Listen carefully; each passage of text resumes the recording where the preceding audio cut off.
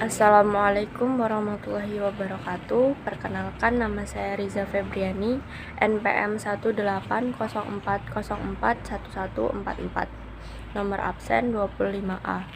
Di sini saya akan mempresentasikan makalah saya yang berjudul Peluang Penggunaan Uang Emas sebagai Mata Uang Global.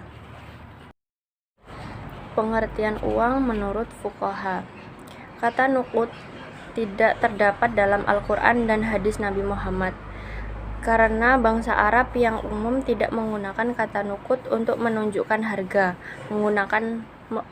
menggunakan kata dinar untuk menunjukkan mata uang yang terbuat dari emas, kata dirham untuk menunjukkan alat tukar yang terbuat dari perak.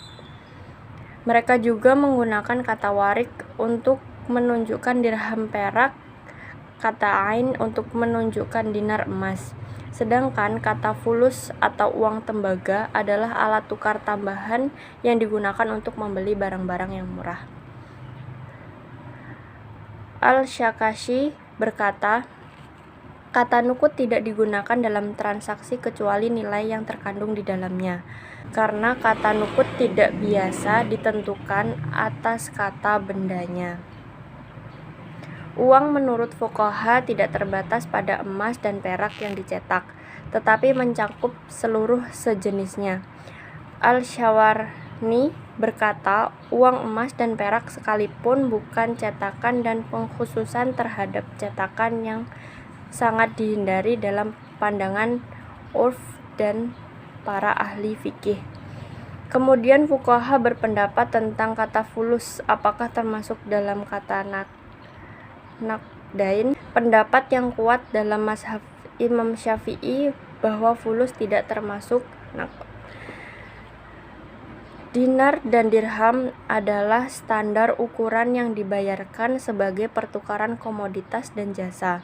Keduanya adalah unit hitungan yang memiliki kekuatan pada bendanya, bukan pada perbandingan dengan komoditas atau jasa, karena segala sesuatu tidak bisa menjadi nilai harga pada keduanya. Materi yang kedua yaitu tentang sejarah dinar dan dirham. Sejarah uang dinar dan dirham adalah sebagai berikut. Yang pertama, pada masa Nabi Muhammad SAW, bangsa Arab di Hijaz pada masa jahiliyah tidak memiliki mata uang tersendiri. Mereka menggunakan mata uang yang mereka peroleh berupa dinar emas Hercules dan dirham perak dinasti Sasanid dari Irak, dan sebagian mata uang bangsa Himyar, Yaman. Penduduk Mekah tidak memperjualbelikannya kecuali sebagai emas yang tidak ditempa dan tidak menerima kecuali dalam ukuran timbangan. Mereka tidak menerima dalam jumlah bilangan. Hal itu disebabkan beragamnya bentuk dirham dan ukurannya, juga munculnya penipuan pada mata uang mereka seperti nilai tertera melebihi dari nilai yang sebenarnya. Ketika Nabi Muhammad SAW diutus menjadi nabi dan rasul, beliau menetapkan apa yang sudah menjadi tradisi penduduk Mekah, dan beliau memerintahkan penduduk Madinah untuk mengikuti ukuran timbangan penduduk Mekah ketika itu. Mereka berinteraksi ekonomi menggunakan dirham dan jumlah bilangan, bukan ukuran timbangan.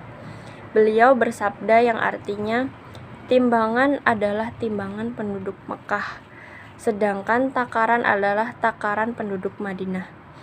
Sebab munculnya perintah itu adalah perbedaan ukuran dirham Persia, karena terdapat tiang bentuk cetak uang, yaitu yang pertama, ada yang ukurannya 20 karat, ada yang ukurannya 12 karat, dan ada yang ukurannya 10 karat. Lalu ditetapkan dalam dirham Islam menjadi 14 karat, yang mengambil sepertiga dari semua dirham Persia yang ada. 20 ditambah 12 ditambah 10 sama dengan 42 dibagi 3, yaitu 14 karat. Sama dengan 6 danik dalam bahasa Yunani, yaitu 2 butir uir-uir belalang. Setiap danik seukuran 7 miskol. Miskol dalam ukuran sekarang berarti adalah gram. Demikian Nabi Muhammad SAW juga mempunyai peranan dalam masalah keuangan, yaitu ukuran timbangannya. Bersama itu, mereka yang menulis tentang uang dari pandangan Islam tidak menyinggung soal peranan ini. Hanya saja Rasulullah tidak mengubah mata uang karena kesibukannya memperkuat tiang-tiang agama Islam di Jazirah Arab. Karena itu, sepanjang masa kenabian, kaum muslim terus menggunakan mata uang asing dalam interaksi ekonomi mereka. Yang kedua adalah pada masa Khulafaur Rasyidin. Yang pertama, masa Khalifah Abu Bakar As-Siddiq.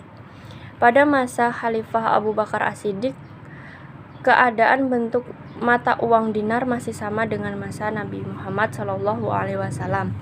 Hal ini disebabkan karena masa pemerintahan Khalifah Abu Bakar As-Siddiq relatif pendek dan juga perkara yang harus ditangani. Perkara-perkara tersebut antara lain adalah memerangi orang murtad dan orang-orang yang enggan untuk membayar zakat. Yang kedua adalah masa Khalifah Umar bin Khattab. Pada tahun 18 Hijriah, yaitu pada masa kekhalifahan Umar bin Khattab, dicetak dirham Islam. Pada masa tersebut, perkembangan uang mulai dirasakan, namun banyak berkaitan dengan uang dirham atau uang perak. Pada awalnya, dirham hanya berupa fulus perunggu yang dicetak dengan menggunakan aksara Arab di setiap sisinya. Setelah itu, barulah Khalifah Umar bin Khattab melakukan hal-hal penting dalam masalah uang. Yang ketiga adalah masa dinasti Umayyah. Percetakan uang pada masa dinasti Umayyah semenjak masa Muawiyah bin Abi Sofwan masih meneruskan model Sasanid dengan menambahkan beberapa kata tauhid, seperti halnya pada masa Khulafaur Rasyidin. Pada masa Abdul Malik bin Marwan, setelah mengalahkan Abdullah bin Zubair dan Mus'ab bin Zubair, beliau menyatukan tempat percetakan. Pada tahun 76 Hijriah, beliau membuat mata uang Islam yang bernapaskan model Islam tersendiri. Tidak ada lagi isyarat atau tanda Bizantium atau Persia. Dengan demikian, Abdul Malik bin Marwan adalah orang yang pertama kali mencetak dinar dan dirham dalam model Islam sendiri. Yang terakhir adalah pada masa Abbasiyah dan sesudahnya. Pada masa Abbasiyah, percetakan dinar masih melanjutkan cara dinasti Umayyah. Al-Saffah mencetak dinarnya yang pertama pada awal berdirinya dinasti Abbasiyah pada tahun 132 Hijriah, mengikuti model dinar Umayyah yang tidak berubah sedikit pun, kecuali pada ukiran-ukiran. Sedangkan dirham pada awalnya ia kurangi 1 butir, kemudian 2 butir. Pengurangan ukuran dirham terus berlanjut pada masa Abu Ja'far al-Mansur.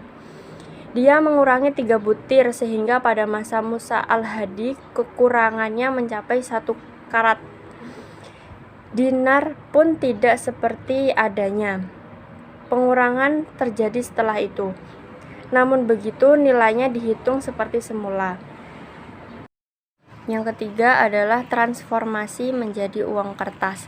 Pada tahun 1839, pemerintah Utsmaniyah menerbitkan mata uang yang berbentuk kertas banknot dengan nama gaima.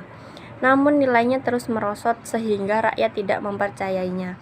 Pada Perang Dunia Pertama tahun 1914, Turki seperti negara-negara lainnya memberlakukan uang kertas sebagai mata uang yang sah dan membatalkan berlakunya emas dan perak sebagai mata uang. Sejak itulah dimulai berlakukannya uang kertas sebagai satu-satunya mata uang di seluruh dunia.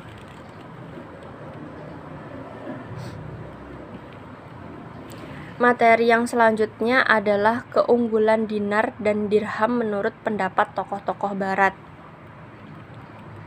Peter Bernstein mengemukakan secara terbuka bahwa gold is the ultimate certainty and escape for risk. Ketika semua mata uang kertas berjatuhan, emas akan menunjukkan kesaktiannya. Menurut Aristoteles, uang adalah ayam betina yang tidak bertelur. Karena itu bunga bank diharamkan. Demikian termaktub dalam Perjanjian Lama dan Perjanjian Baru. Istilah riba atau bunga pinjaman juga dilarang. Dalam Al-Quran secara tegas Allah melarang riba dan menghalalkan perdagangan.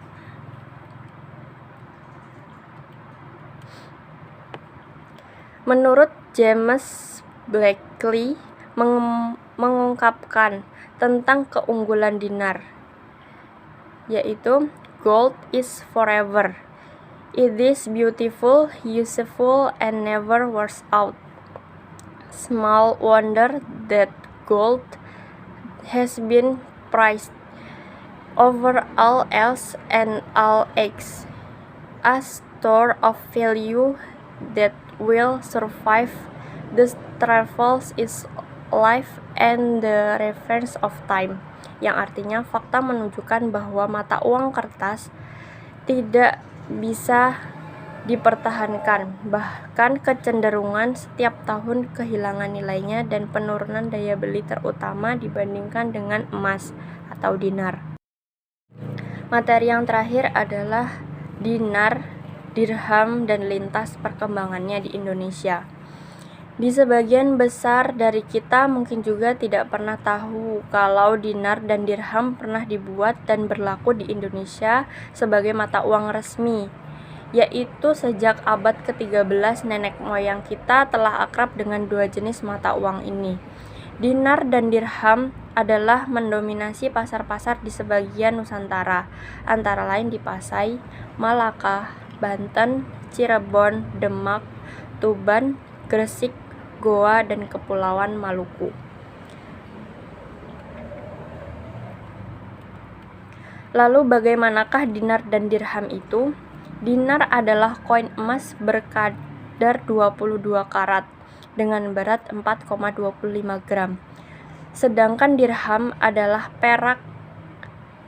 koin perak murni dengan berat 2,975 gram. Standar dinar dan dirham ini telah ditetapkan oleh Rasulullah SAW pada tahun 1 Hijriah dan kemudian ditegakkan oleh Khalifah Umar bin Khattab pada tahun 18 Hijriah. Untuk saat pertama kalinya Khalifah Umar bin Khattab mencetak koin dirham. Sedangkan orang yang pertama kali mencetak dinar emas Islam adalah Khalifah Malik bin Marwan pada tahun 70 Hijriah dengan tetap mengacu pada ketentuan dari Rasul maupun Umar bin Khattab, yaitu dengan rasio berat 7:10, yaitu 7 dinar berbanding dengan 10 dirham. Nilai dinar dan dirham selalu naik dari waktu ke waktu. Secara praktis dalam kehidupan sehari-hari, dinar dan dirham. Dengan demikian hal dengan fulus yang meskipun terbuat dari tembaga, tetapi karena nilainya diikat dengan dirham perak, memberikan keuntungan karena bebas inflasi. Dalam semua mata uang kertas, kurs dinar dan dirham naik dari tahun ke tahun. Untuk mengambil contoh, kita bandingkan dengan dinar emas dan dolar Amerika Serikat pada kurun 1 dekade terakhir.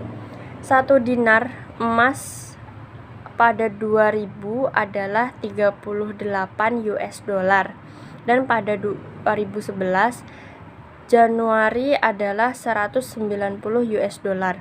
Berarti kenaikan 150 US dollar atau 390% dari 11 tahun atau rata-rata 36% per tahun.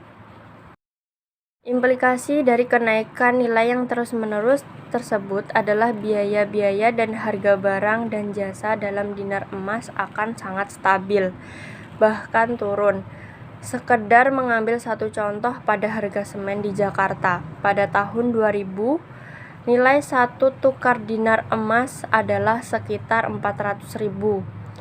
Harga satu sak semen sekitar 20.000, maka dinar emas dapat dibelikan 20 sak semen. Pada tahun 2011 Januari, harga 1 sak semen sama berarti dengan 50 per sak. Sedangkan nilai tukar dinar emas adalah 1.690.000, maka 1 dinar emas pada awal 2011 dapat dibelikan 30 sak semen. Dengan kata lain, harga semen dalam kurun 2000 sampai 2010 dalam rupiah mengalami kenaikan sebesar 150%.